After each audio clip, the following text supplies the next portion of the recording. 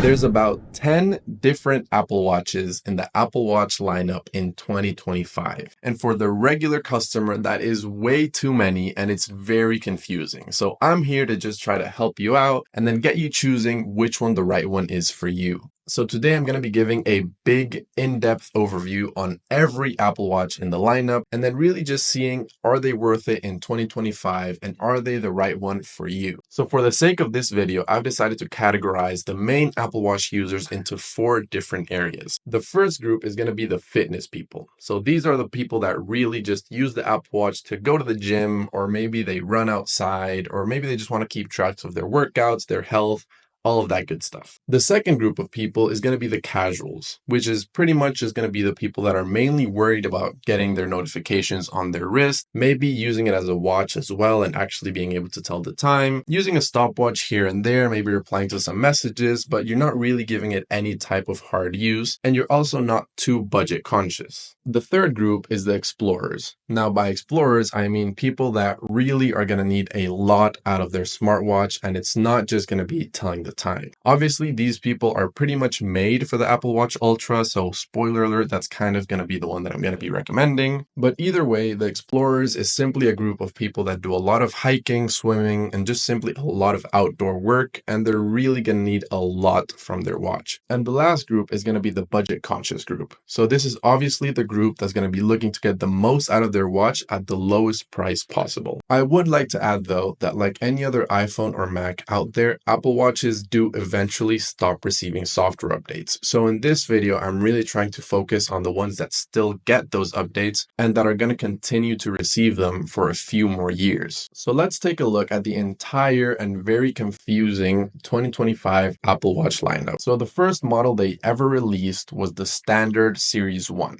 And the Series 1 has now evolved to the Series 10, which is priced at $399. Now, doing research for this video, I did find, weirdly enough, that everything on the official Apple Store was much more expensive than it was on Amazon for some reason. So I honestly recommend you guys to go to Amazon instead of the official Apple Store to buy your watch, because I just think you're going to get bigger deals and it's going to be much better savings in the long run. With that being said, the second Apple Watch model that Apple has ever released is the SE model, which similar to the iPhones is pretty much just a cheaper, budget-friendly model. The good thing about the SEs and the Apple Watches though is that a watch really doesn't do much compared to how much a phone can actually do. Therefore, when you go budget and you cut down costs, the difference really isn't that big, which can lead to some very good competition and comparisons between the Series 6, 7, and 8 or an SE. And then after the SE, the other model Apple has released is the Apple Watch Ultras. So you have the Ultra 1 and 2, but those are models that are really only for a very specific type of people, which as I said at the beginning of the video, is mainly going to be the really hardcore explorers and hikers that are going to need a lot out of their watch. Usually, most people can easily get by with either an SE or one of the standard series watches. So for this video, those are mainly going to be the ones I'm focusing on. But like I said in the beginning of the video, a little spoiler alert, the Explorer category is definitely going to be for the Apple Watch Ultras. All right, so starting off with the standard series Apple Watches. Now on Amazon, the cheapest Series 6 I could find was at $140, which honestly is very good. Now don't go buying it just yet because later on I am going to mention how for the price, it isn't exactly worth it, and I'll get into that later on. But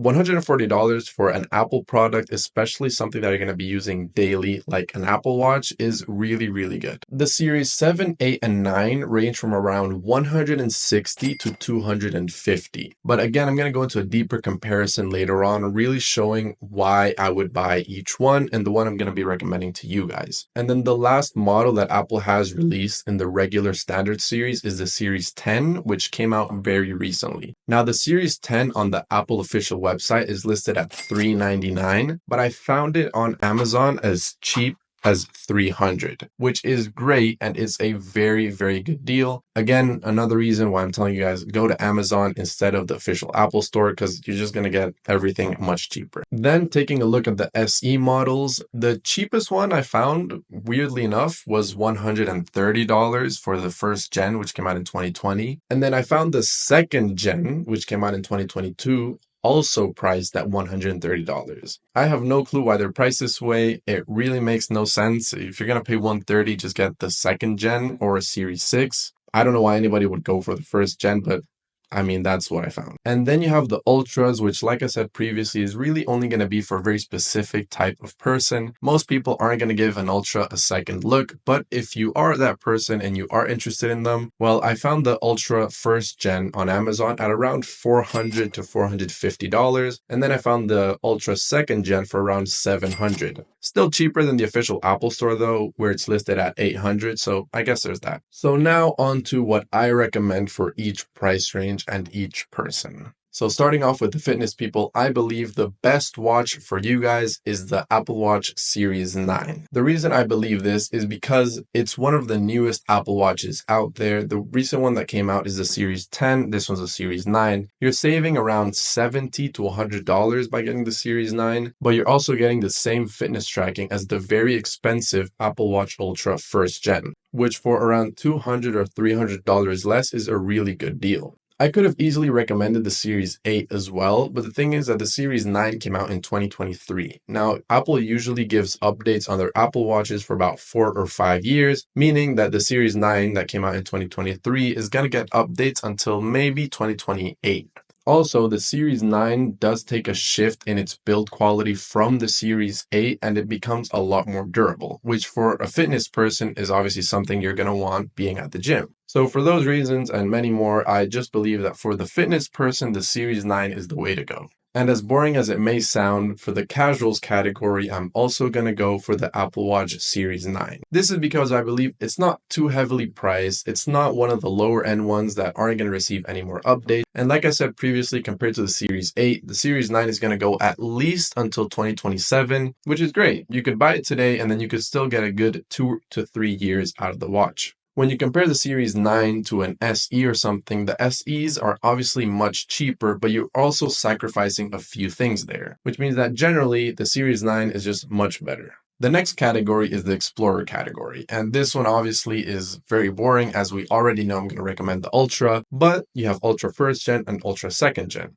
And I believe for explorers, hikers, people that are outside a lot, I believe the Ultra first gen is actually more worth it than the second gen. This is because with just a little quick research, you can see how the second gen really isn't much better than the first. And if you're still hiking, swimming, and doing all of that outdoorsy stuff, you're really not going to need to spend $300 more on an Ultra second gen. The Ultra first gen is more than good enough, and in the really big things that matter, the battery life, the durability, things like that, they're pretty much identical. So my recommendation for the Explorer category is going to be the $450 Ultra first generation. And lastly, for the budget conscious people, it's a complete no-brainer in that the SE second gen is by far the best one. Like I said previously, the SE first gen and the second gen are both listed for $130 on Amazon, which again makes no sense. I did see some second gens listed for $150, but for $20 more, just get it and I promise you, you're just never going to regret it. The only real comparison that could be had for the budget conscious category is comparing the SE second gen with the Series 6, which are around the same price at around $140 to $150. But the thing is, the Series 6 came out in 2020 and it's about to stop getting updates this year. It's already gone long enough, and like I said previously, Apple usually updates their watches for 4 to 5 years. With the Series 6 having come out in 2020, this is pretty much the last year of updates for that Series 6. On the other hand, the SE second gen came out in 2022, which means it's still going to get updates into 2026 and maybe even 2027.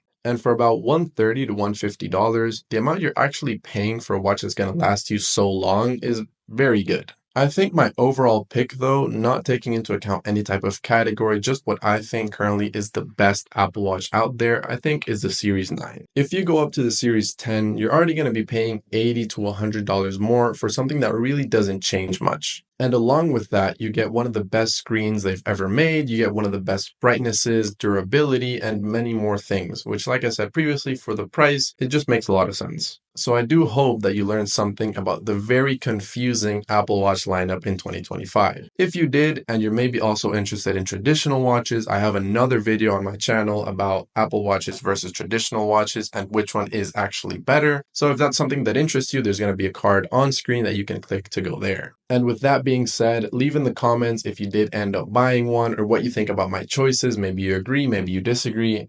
I'm not sure, but that's for you guys to tell me. If you have any feedback or recommendations or any other video you want me to make, just leave it in the comments and I'll try to do it as soon as possible. And with that being said, I'll see you guys in the next video.